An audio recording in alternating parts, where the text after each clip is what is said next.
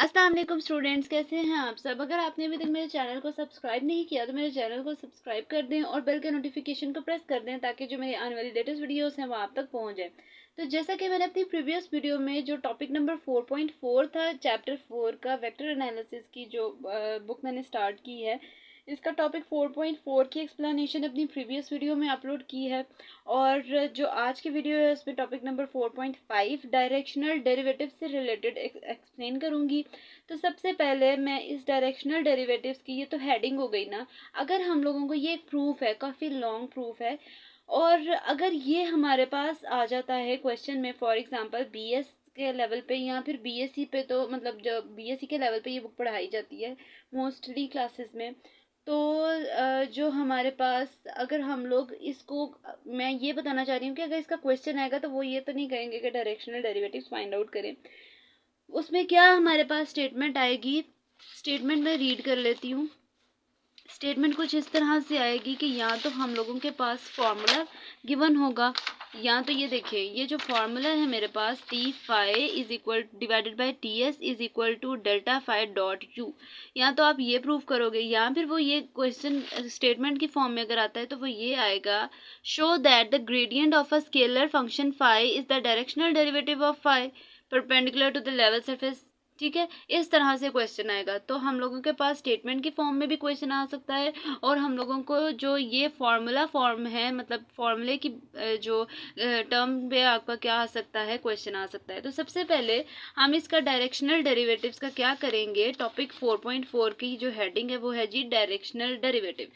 अब सबसे पहले इसकी डायग्राम देखें। हमारे पास एक लेवल सरफेस है, ये देखें जी, उसने एक जो सरफेस बनाया उसको उसने पी, पॉइंट पी का नाम दे दिया, और उससे ऊपर एक उससे सरफेस बनाया, उसको उसने यहाँ से, इधर से पहले यहाँ से इसका जो पॉइंट था वो आर था, फिर यहाँ से एक और पॉइंट मूव किया, वो क्या है जी क्यू। अब सबसे पहले देख लेते हैं स्टेटमेंट में क्या कह रहा है। Let P and Q be two neighbouring points. वो कह रहा है कि जो पी और क्यू है ना, ये क्या है हमारे पास, कोई से भी दो नेबरिंग पॉइंट्स हैं। नेबरिंग पॉइंट्स का मतलब है कि जैसे हम लोग जो नेबर्स होती है, मतलब हमसाए होते हैं, तो इसका मतलब है कि ये पास पास ही रहते हैं। ठीक है जी, नेबर्स हैं ये दोनों पॉइंट्स एक दूसरे के। फिर वो कह रहा है इन अ रीजन ऑफ स्पेस, कहता है किसी स्पेस के अंदर ये दोनों क्या है हमारे पास, पॉइंट पी और पॉइंट क्यू क्या है हमारे पास, नेबरिंग पॉइंट्स हैं। ठीक है, इतनी बात तो समझ में आ गई। अब नेक्स्ट हम क्या करेंगे, वो कहता है कंसीडर द लेवल सरफेस। अब उसने जो ये नीचे वाला जिधर पॉइंट पी था उसका उसने लेवल सरफेस का जो लेट किया है, वो क्या किया है, C is equal to phi x Y Z. ठीक है, एक्स वाई जेड क्यों लिया, क्योंकि हमारे पास ये हम स्पेस की बात कर रहे हैं। स्पेस 3 डायमेंशन होती है, ये आपको चीज़ पता होगी। रीजन ऑफ स्पेस का मतलब है कि इसमें एक्स एक्सिस भी आ जाता है, वाई एक्सिस भी आ जाता है, और जेड एक्सिस भी आ जाता है, मतलब तीनों एक्सिस आ जाते हैं। फिर वो क्या कह रहा है, कहता है और जब हम लोग अगर इस पॉइंट पी का लेवल सरफेस तो ये है, लेकिन हमें इस पॉइंट क्यू का भी क्या चाहिए, लेवल सरफेस चाहिए। अब हम इस पॉइंट क्यू का लेवल सरफेस अगर फाइंड आउट करने लगे तो हाल ही क्या होगा, सी प्लस डेल्टा सी, मतलब थोड़ा सा चेंज इस कांस्टेंट वैल्यू में आ जाएगा। दोबारा सुन ले, यहाँ पे मेरे पास क्या था, पॉइंट सी, कोई सा भी कांस्टेंट, लेकिन जब मैं पी पॉइंट से क्यू पॉइंट पे मूव कर रही हूँ तो थोड़ा सा डिस्टेंस और चेंज हो गया, तो प्लस डेल्टा सी आ गया, बाकी वही वैल्यू रहेगी, is equal to phi x Y z. ये देखें जी, ये वाली वैल्यू, इसमें सिर्फ किस चीज़ का क्या चेंज आ गया है हमारे पास, डेल्टा सी का। ठीक है जी, फिर वो कह रहा है through P and Q respectively, मतलब इन पी और क्यू के दो पॉइंट्स हो गए, दोनों लेवल सरफेसेस हो गए हमारे पास, ये चीज़ हो गई।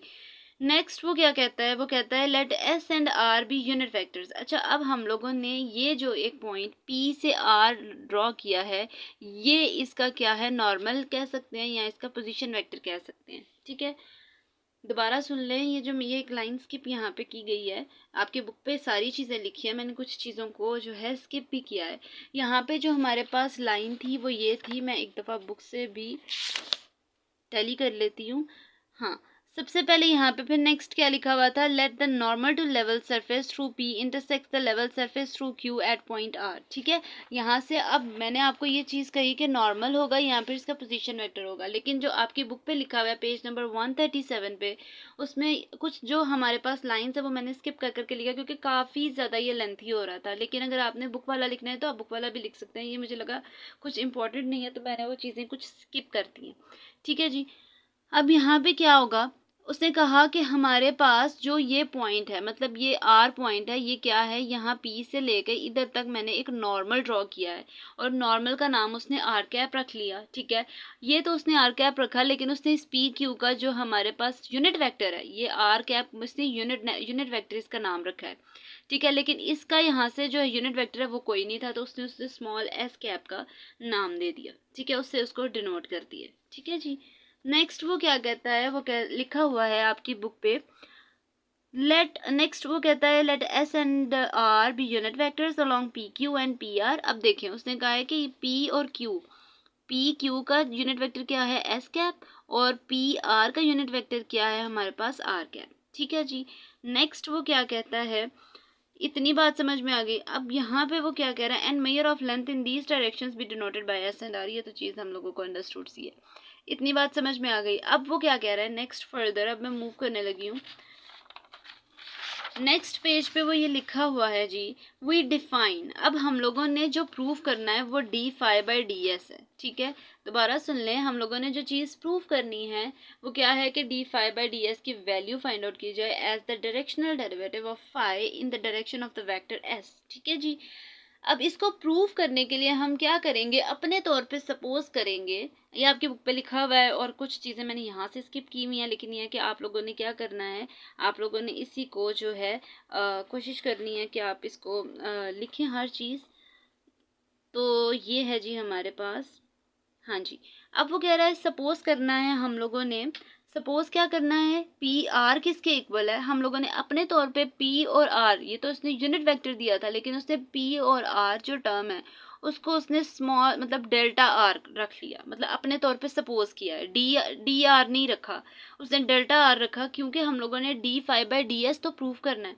तो हम क्या करेंगे, डेल्टा आर लेट कर लेंगे, और उसने क्या कहा कि पी और क्यू का जो डिस्टेंस है उसने उससे डेल्टा एस का नाम दे दिया है। ठीक है, आर क्यों रखा उसने, डेल्टा आर क्यों रखा, डेल्टा के साथ पी भी लगा सकता था, क्यू भी लगा सकता था, सिर्फ रीज़न ये है कि डेल्टा आर इसलिए लगाया क्योंकि आर तो मैंने यूनिट वेक्टर लेट किया हुआ था, उसी को उसने साथ डेल्टा लगा दिया। सिमिलरली अगर पी क्यू निकाला तो उसके साथ उसने डेल्टा एस, ये इसने दो चीज़ें क्या की हैं, सपोज की हैं अपने तौर पर। फिर वो कहता है सिंस हमें इस चीज़ का पता है कि अगर मैं delta phi by D S, ये देखें हमने प्रूफ क्या करना है D phi by D S, लेकिन वो कहता है यहाँ पे दोनों वैल्यूज़ डेल्टा की फॉर्म में ली हैं, तो अगर मैं इसका ये वाला फार्मूला बनाऊँ, क्योंकि हम लोगों ने प्रूफ करना है D phi by D S, वो कहता है अगर इसको delta phi by delta S की फॉर्म में लिखा जाए तो फिर ये कैसे लिखा जाएगा। अच्छा, आप लोगों ने सेकेंड ईयर में ये एक प्रूफ था, उसमें मुझे उसका ना नेम मेरे माइंड से स्किप हो रहा है, उसको ना हम लोगों ने चेन रूल था, हाँ, बाय यूजिंग चेन रूल के मुताबिक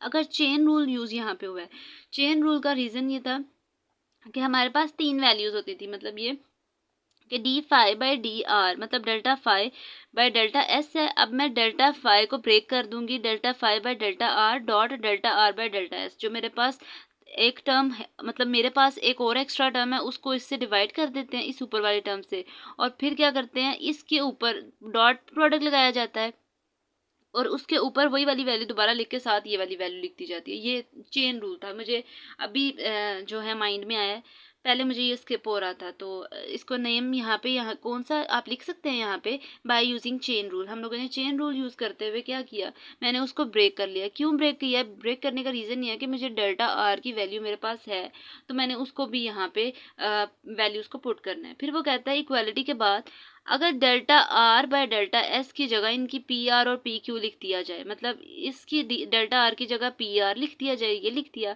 और डेल्टा एस की जगह क्या लिख दिया जाए, पी क्यू। ठीक है, और बाकी वाली जो दूसरी value delta phi by delta r वो एज इट इज़ आ जाएगा।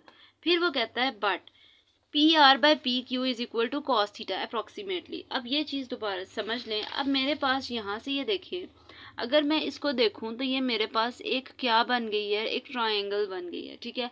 अगर ट्रायंगल का मुझे एक फार्मूला पता है, जैसे मतलब करली ब्राउन हेयर का मतलब है ये बेस है और ये इसका हाइपोटेन्यूज है, परपेंडिकुलर अननोन है, ठीक है। अगर मेरे पास दो चीज़ें गिवन होती हैं तो मैं एक एंगल फाइंड आउट कर लेती हूँ कॉस थीटा के इक्वल, ठीक है। मेरे पास क्या है, करली ब्राउन हेयर का मतलब ये है कि हम लोगों के पास बेस भी है, बेस की वैल्यू ये मैं बेस रख रही हूँ, और उसने क्या कहा है कि एक को मैं बेस रख रही हूँ और एक को हाइपोटेन्यूज रख रही हूँ, ठीक है। तो इस तरह से मैंने जो मेरे पास ये जो था एंगल फाइंड आउट किया, वो क्या है, किसके इक्वल है, ये कॉस थीटा के अप्रॉक्सीमेटली, ठीक है। फिर वो क्या कहता है, theta being the angle between P R and P Q. तो फिर हम लोगों ने क्या किया, मैंने ये चीज़ की है कि इसकी जगह कॉस थीटा लिख दिया, तो फिर इस ये जो मेरे पास फॉर्मूला मैंने प्रूव किया है, यहाँ पे क्या आ जाएगा, P R by P Q की जगह delta phi over delta R cos theta आ जाएगा, ठीक है जी। ये तो हम लोगों ने पेज नंबर 137 तक प्रूव कर लिया, मगर यहाँ तक भी ठीक है। लेकिन मैंने आपको शुरू में कहा था कि हम लोगों ने जो प्रूव करना है वो क्या है, कि d phi by D s prove करना है। लेकिन यहाँ पे मेरे पास जो वैल्यू आई है वो क्या आई है, delta phi by delta s. अब मैंने इसको डी में कन्वर्ट करना है, मतलब कि मैंने इसको डी में कन्वर्ट करना है। अगर मैं इन दोनों इक्वालिटी से पहले भी और इक्वालिटी के बाद भी अगर मैं दोनों जगह लिमिट्स अप्लाई कर दूं, तो लिमिट्स अप्लाई करने के बाद हमारे पास ये डी में कन्वर्ट हो जाता है, ठीक है। तो क्या करूंगी, मैं दोबारा लिखूंगी, इन लिमिटिंग केस, ये देखें जी क्या लिख दिया मैंने, इन limiting case when Q approach कर रहा है पी पे, डेल्टा एस अप्रोच किस पे करेगा, जीरो पे, और डेल्टा आर भी किस पे अप्रोच कर देगा, जीरो पे। फिर वो कहता है देयरफॉर, फिर मैंने क्या किया, दोनों तरफ लिमिट लगा दी, और लिमिट लगा के जो मैंने लिमिट लगा के नीचे लिखना है वो वाली टर्म होनी चाहिए, डेल्टा एस। अगर इसके नीचे डेल्टा एस है तो डेल्टा एस जीरो का अप्रोच कर रहा है। सिमिलरली अगर इसके नीचे डेल्टा आर है तो वो नीचे क्या आएगा, लिमिट के नीचे डेल्टा आर किसको अप्रोच कर रहा है, जीरो को, ठीक है। दोबारा सुन लें, अगर मेरे पास डिवीजन में यहाँ पे क्या वैल्यू है, डेल्टा फाई डिवाइडेड बाय क्या आएगा, डेल्टा एस। अगर डेल्टा एस ओवर के नीचे वाली वैल्यू है तो फिर मैं क्या करूँगी, डेल्टा एस अप्रोच कर जाएगा जीरो पे। सिमिलरली अगर लिमिट लगाने का मतलब ये है कि हमारे पास जो नीचे वाली वैल्यू है वो अप्रॉक्सीमेटली जीरो की तरफ जा रही है, ठीक है। फिर वो कहा कि अगर मैं लिमिट लगा दी तो ये D phi by D S में कन्वर्ट हो गया, और इसको लिमिट लगाई गई तो D phi by D R में कन्वर्ट हो गया, ठीक है। फिर उसने क्या कहा है, कॉस थीटा, यहाँ पे उसने कॉस थीटा को चेंज कर दिया एस डॉट आर में। ये भी चीज़ अब समझने वाली है। जब हम लोग कॉस थीटा फाइंड आउट करते हैं, मैंने ये चीज़ इंटर लेवल पे आई गेस फिजिक्स में भी और मैथ्स में भी पढ़ी थी, आप लोगों ने भी पढ़ी होगी नो डाउट।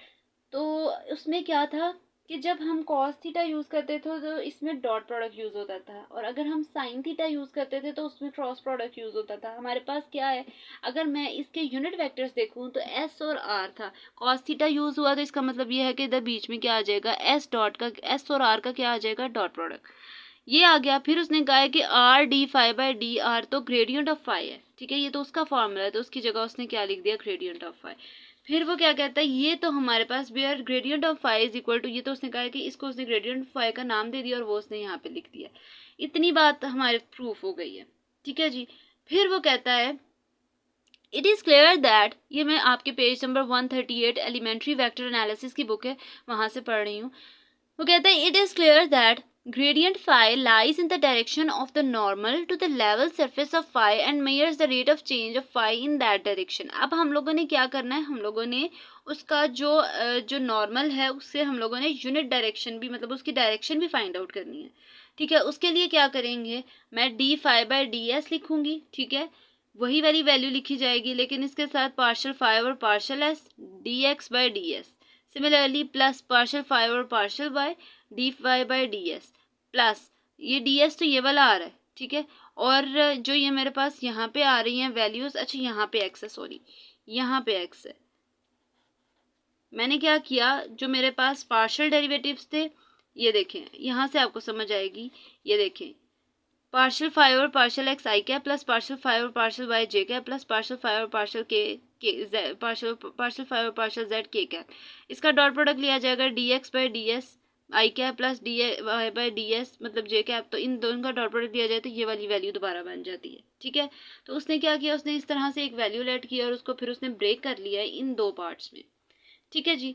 इन दो पार्ट्स में ब्रेक करने के बाद उसने क्या किया, हमें इस चीज़ का पता है कि पार्शियल ओवर पार्शियल एक्स आई cap plus partial over partial Y जे cap plus partial over partial Z के कैप ये किसके इक्वल है, डेल्टा के। ठीक है जी। और अगर इसके साथ फाई आ गया तो ये डेल्टा फाई हो जाएगा। ये देखें जी, यहाँ पे अब मैंने क्या करना है, मैंने क्या किया, d phi by D S तो वही रहा, लेकिन जहाँ पे मेरे पास वो वैल्यू थी उसकी जगह डेल्टा फाई आ गया डॉट। अब देखें, अगर मेरे पास यहाँ से जो मैंने प्रूफ किया था ये देख लें, अगर यहाँ पे मैंने ये चीज़ एक आप लोगों को फॉर्मूला बताया था शुरू में, अगर डी एक्स आई कैप प्लस डी वाई जे कैप प्लस डी जेड के कैप आ जाता है, ठीक है, इस तरह से, तो इसका मतलब है ये डी आर है, पोजीशन वेक्टर क्या है, डी आर। लेकिन अगर इसके नीचे डिवाइड हो रहा है डी एस तो इसका मतलब D R by D S हो जाएगा। तो देख लें, जो मैंने फॉर्मूला बाद में बनाया है उसको क्लोज्ड फॉर्म में लिखा है जब, तो वो किसके इक्वल आ गया मेरे पास, डी आर और डी एस के। ये देखें जी, फिर वो क्या कह रहा है कि लेट करो। अब उसने क्या किया, जो उसने D R by D S है उसने उसको यू कैप का नाम दे दिया, हम लोगों ने इसको पोजीशन वेक्टर की फॉर्म में इसका फॉर्मूला लिख दिया। फिर वो क्या कहता है, D phi by D S is equal to किसके इक्वल आ गया, delta phi dot U cap के। This shows that the gradient of a scalar function phi is the directional derivative of phi perpendicular to the level surface at B. ठीक है जी, तो ये हमारा क्या हो गया, प्रूफ हो गया। ठीक है, पेज नंबर 138 पे ये वाला लास्ट एक फॉर्मूला, उसके बाद ये एक लाइन लिखी गई है। तो ये थी जी आज की मेरी वीडियो। होपफुली आपको मेरी वीडियो अच्छी लगी होगी। अगर आपको मेरी वीडियो अच्छी लगे तो वीडियो को लाइक कर दें और सब्सक्राइब करना मत भूलिएगा। तो तब तक के लिए अल्लाह हाफिज़।